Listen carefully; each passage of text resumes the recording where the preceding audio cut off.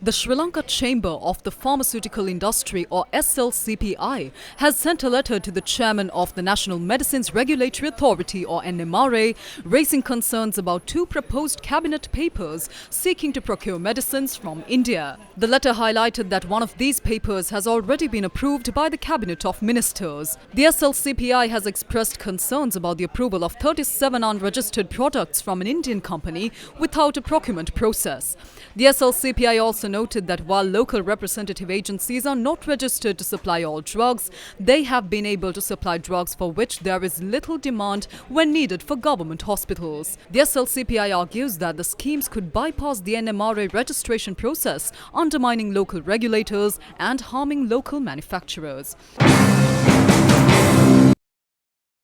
The Frontline Socialist Party also expressed views on the matter during a media briefing today. There are several key points in the cabinet paper dated August 30. One of them is that 37 types of essential medicines have been requested for emergency purchases without calling for tenders. According to the minister, not a single company has been registered by the NMRA for many types of drugs. After inviting tenders for another 21 types of medicines, no bids were submitted, which is why the 37 types of medicines are being urgently purchased. Historically, fraudulent activities and corruptions were carried out under the guise of emergency purchases, which is why Keheliya Rabukwella is currently in prison. There is serious suspicion that the current Health Minister, Ramesh Pathirana, is engaging in these activities to benefit financially from the general election.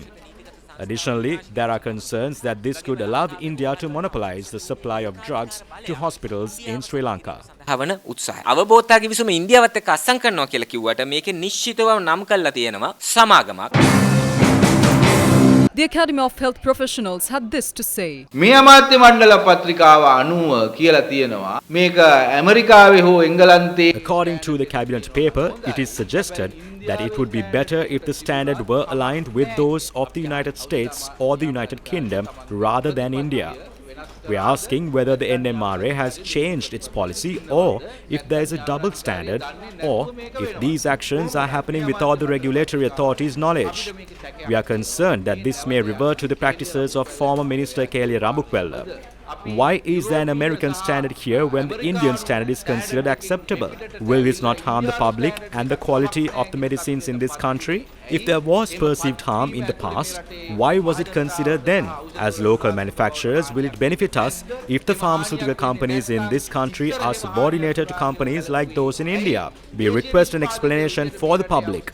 There is also a risk that the SPC of our country may close during this period.